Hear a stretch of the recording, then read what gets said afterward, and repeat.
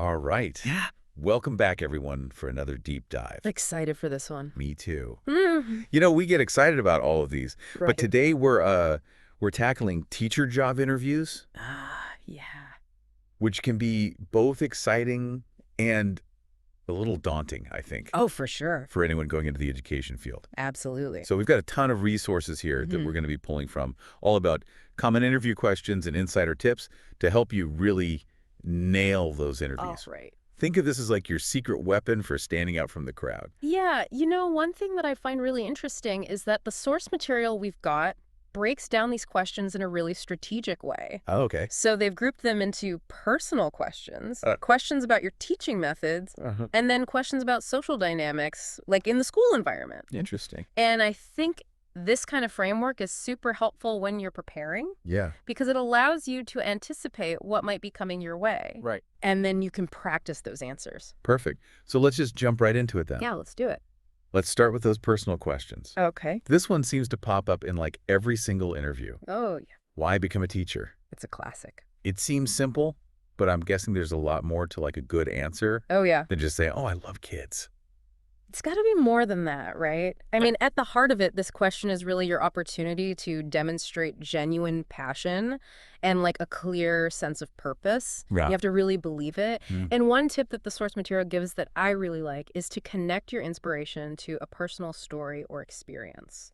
Oh, Think of it like a mini narrative, okay. right? So maybe there was a specific problem or a challenge that you face, and then you took a specific action and it had like a positive result. Oh, I like that. Yeah. And if you structure your answer that way, it not only makes it memorable, Yeah. but it also like showcases your impact. So instead of just giving like a generic response, Right. You're really giving them a glimpse into what makes you tick. Exactly. What drives you to become a teacher, to make a difference in the world. Yeah. And a well-told story can really stay with people, right? It makes your answer stand out That's the goal. from all the other candidates. totally. And, on that note of making a strong impression, Mm-hmm. don't forget to also touch on your long-term goals Okay. and kind of your vision for your teaching career. So where you see yourself going. Yeah, Yeah. exactly. Because this shows the interviewers that you're not just looking for any teaching job. Right. You're thinking long-term. You're invested. You're invested. Yeah. And that's impressive. It shows you're serious about it. Exactly. And not just looking for any job. Mm-hmm. You're looking to become a teacher. Yeah, you're choosing this path. And it shows that you're invested in their school Yes. specifically. It's a great way to make a strong first impression. Great. What other personal questions should we be prepared for? All right, so another really common one is what are you currently learning about or interested in? Ooh. And this question is all about showcasing that you are a lifelong learner, Right. which, let's be honest, is super important for any teacher. Yeah. Right? Because it reveals your curiosity, your willingness to constantly grow, both personally and professionally. Yeah. And these are just incredibly valuable qualities in a teacher. For sure. Always be learning. And I love that the source material doesn't just give these generic examples like, oh, I like to read, Right. It actually suggests choosing something that like connects to the school's mission or a current trend in education, That's a great point. which shows that you've done your homework and Yeah. you're thinking ahead. Absolutely, because choosing that relevant example really demonstrates that you're aligned with the school's values and priorities. It's like you're speaking their language, Totally. showing them you'd be a great fit for their community. Exactly. Okay, so let's move on from like the personal stuff Right. and tackle those teaching methods questions. Yeah, those are the more nitty-gritty ones. Those always feel a bit more intimidating to me. Yeah, they can be a little tougher. What should we expect? Okay, so one that often comes up, and for good reason, is Okay. how do you identify and address learning disabilities? Oh, yeah. And this is such a critical question because it underscores the vital role that all teachers play Okay. in supporting students with diverse needs. Right. Because you're often the first one to notice if a student might need extra help.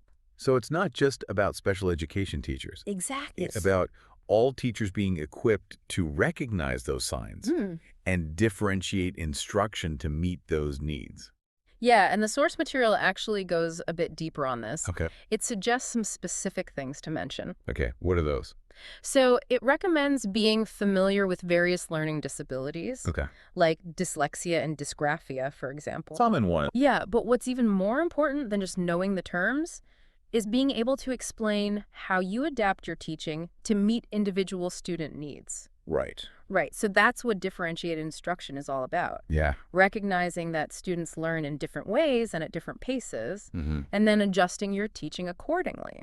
So giving them concrete examples of how you've differentiated instruction in the past That's a great point. can really demonstrate your expertise. It's not just knowing the terminology. Mm-hmm. It's about actually putting it into practice. Totally. What other teaching method questions might they ask? Okay, so describe a typical lesson is another really common one. Yeah. And this might seem straightforward, Yeah. but it's a fantastic opportunity to showcase not just the activities you do, Right.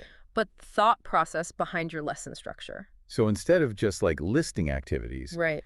you're really explaining how you chose them, Exactly. how they connect to the learning objectives. Yeah, and don't forget to showcase your adaptability, too, Oh, yeah. because things don't always go as planned, right? Never. So being able to demonstrate that you can adjust on the fly Right. and respond to student needs in the moment is crucial. That's so true. Every teacher knows that no matter how well you plan, Right. there's always going to be those unexpected moments. Absolutely. Okay, what's another teaching methods question we should be prepared for? All right, so another one they often ask is, how do you motivate and engage students? Yeah, engagement is key. It's so important, and this is where you can really highlight your student-centered learning approach. Which is huge in today's educational landscape. Absolutely. It's all about making students active participants in their learning, Yes. giving them choices, Right. connecting to their interests, Mm-hmm. and encouraging them to reflect on their learning process. Exactly. And, providing specific examples of how you've done this successfully in the past will make your answer so much more compelling. Because it brings those abstract concepts to life Mm, and gives the interviewers a concrete sense of what you'd be like in their classroom. totally. So we've covered those first two categories of questions, the personal questions and the teaching method questions. Yes. Before we move on, is there anything that really stands out to you from these two? I think the biggest takeaway for me is that it's not enough to just state your skills and qualities. Right. You really need to bring them to life through specific examples and stories. Show, don't tell. Yeah, show, don't tell. And that showcases your impact. Yeah. And those details and personal touches are what make you memorable and set you apart from other candidates. I love that. Okay, so I think we've done a great job unpacking those first two categories. Now let's move on to those social aspects of teaching. All right. Those questions always feel a bit more nuanced, Yeah, a little trickier for sure. don't they? Oh, yeah, for sure. They can be a bit trickier. Yeah. It's about demonstrating your ability to navigate those complex relationships within a school community. And that's not just students. Yeah. You've got parents, colleagues. It's a whole ecosystem. Exactly. Okay, so let's jump into some examples then. Right. One that I'm sure a lot of teachers dread is, what is your method for dealing with difficult parents? Oh, yeah. That's a tough one. It's something we all hope to avoid. Of course. But it's bound to happen at some point in your career. Absolutely. And the source material really emphasizes the importance of empathy, active listening, and a collaborative approach when you're dealing with those challenging parent interactions. So it's not about being defensive or trying to win an argument. Right. It's about really understanding the parent's perspective Mm-hmm. and working together to find a solution that benefits the student That's the goal. at the end of the day. Yeah. And the source material also suggests highlighting your strategies for regular communication, Okay. whether that's through in-person meetings, Mhm. online platforms, or even just good old-fashioned phone calls. Right. Building those positive relationships right from the start can prevent a lot of issues from escalating. It's like that saying, an ounce of prevention is worth a pound of cure. Exactly. Building that strong foundation with parents can save you a lot of headaches down the road. Totally. Okay, what's another social relationships question they might ask? All right. How do you handle disruptive students is a common one. Oh, yeah, classroom management. Yeah, this is where you can really showcase your classroom management skills. Yeah. But it's about going beyond just discipline. Right. It's not about being authoritarian or resorting to punishment. Mm-hmm. It's about understanding the root cause of that disruptive Yeah. behavior Yeah. and responding in a way that's both effective and decassionate. Exactly. And the source material really emphasizes the importance of identifying those underlying causes. Is it Yeah. boredom, anxiety, something else entirely? Right. And they give a great example of pulling a student aside for a one-on-one conversation to address the issue directly. I like that. Yeah. That's such a powerful approach because it shows the student that you care about them as an individual Mm-hmm. and that you're invested in helping them succeed. Exactly. It's about building that trust and connection, Right. which is so crucial for a positive learning environment. Absolutely. What else might they ask about those student relationships? Okay, so another one that comes up pretty often is, how do you cultivate positive relationships with your students? Yeah. And this is where you get to demonstrate your ability to create that classroom community where students feel safe, respected, and supported. It's about going beyond just being a teacher Mm-hmm. and being a mentor, Yeah, a guide, a positive influence in their lives. exactly. And the source material offers some great tips for answering this question. Okay, what are those? So they really emphasize that building strong relationships is like the foundation of effective classroom management. Right. They suggest like simple but powerful things like greeting students at the door each day, Okay. providing specific praise that reinforces positive behavior, Mm-hmm. and using what's called restorative practices to repair relationships after conflicts. Could you explain what restorative practices are for those of us who might not be familiar with that term? Of course. So restorative practices are a way of addressing harm or conflict that focuses on repairing relationships and making things right. Okay. It involves bringing those who have been harmed and those who have caused harm together in a safe space to have a conversation, Got it. understand the impact of the actions, and work together to come up with a plan to repair the harm and move forward. So instead of just punishing the student, Right. it's about understanding the situation, Mm-hmm. taking responsibility, and finding a solution that benefits everyone involved. Exactly. That's a really powerful approach. Okay. I think we've covered those social relationships questions pretty thoroughly. I think so. Is there anything else we need to touch on before we move on to those final prep tips? Yes. There's one more crucial aspect of the interview process that the source material highlights, Okay. and that's asking thoughtful questions at the end of the interview. Oh, yeah. Good point. This shows initiative, engagement, and a genuine interest in the position. It makes you stand out. Totally. It's not just about them interviewing you. Right. It's about you interviewing them as well. It's a two-way street. Exactly. It's about gathering the information you need to determine if this is the right school for you. You have a choice, too. Yes. And the source material actually provides some helpful categories of questions to consider. Oh, perfect. So first, there are job-related questions, Okay. like inquiring about the daily responsibilities and expectations of the role. Makes sense. Then there are support-related questions, which delve into the resources and professional development opportunities that are available to teachers. Okay. This shows you're thinking about your growth and how the school can support your career journey. That makes a lot of sense. It's just, Yeah. you're in for the long haul, and you're looking for a school that invests in its teachers. Exactly. And then there are student and classroom-related questions, which will give you a better understanding of the learning environment and the students you'd be working with. So like class sizes. Yeah, class sizes, student demographics, or any specific programs the school offers. Okay, and let's not forget about school-related questions, which focus on the school's mission culture and overall approach to education. Right. And finally, you might ask some community-related questions, Okay. which explore the school's relationship with the surrounding community, parent involvement, and the level of support from the local area. Wow, that's a really comprehensive list. It is. Asking thoughtful questions in these categories not only shows your preparedness, but also helps you gather those key insights to make an informed decision. Exactly. Remember, it's a two-way street. They're trying to determine if you're the right fit for them, but you're also trying to determine if they're the right fit for you. Yeah. Asking insightful questions makes you seem less like a job seeker and more like a potential colleague they want to collaborate with. That's such a good point. Yeah. It's easy to forget that you have a choice in the matter as well. You're not just vying for any job.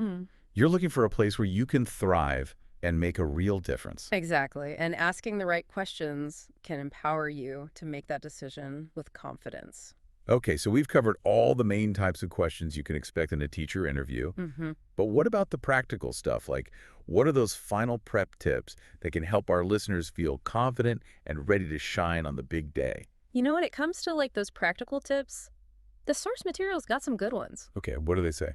Well, first and foremost, they really emphasize the importance of researching the school thoroughly Oh, yeah. before you even like step foot in the interview. Makes sense. Yeah, take some time to explore their website, You're you correct. know, check out their social media, see if you can find any news articles or reports about the school. It's like showing up prepared for a collaborative meeting, Exactly. not just a one-sided evaluation. Right, you've done your homework and you understand the school's mission values and like recent achievements. It shows you care. Totally. And that level of initiative is super impressive. Okay, so research the school. Yes.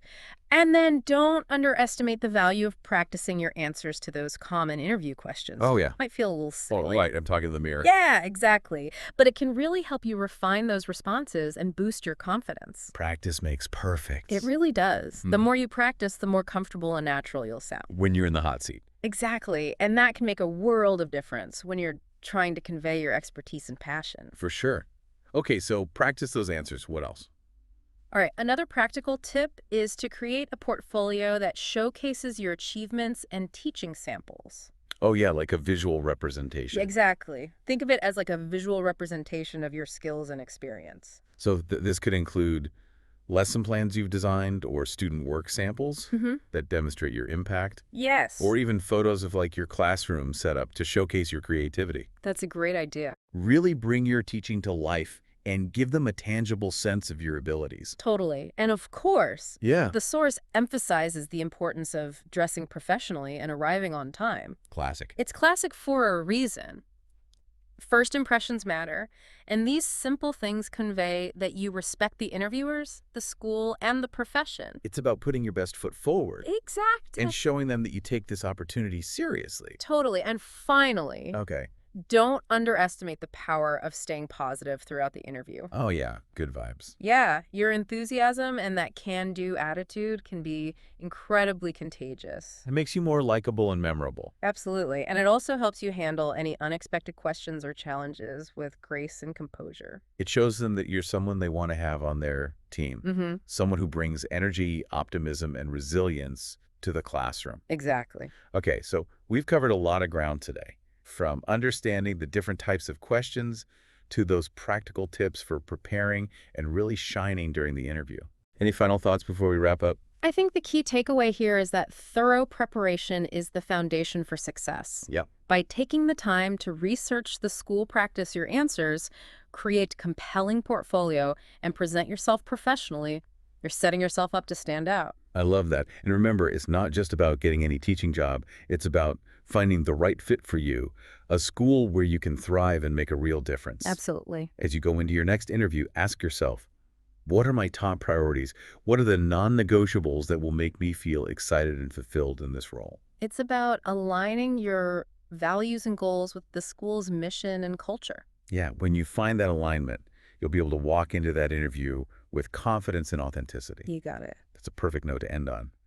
We've equipped you with the tools and insights to ace those interviews. That's right. Now go out there and shine. Best of luck. Thanks for joining us for this deep dive into teacher interview tips. We'll see you next time.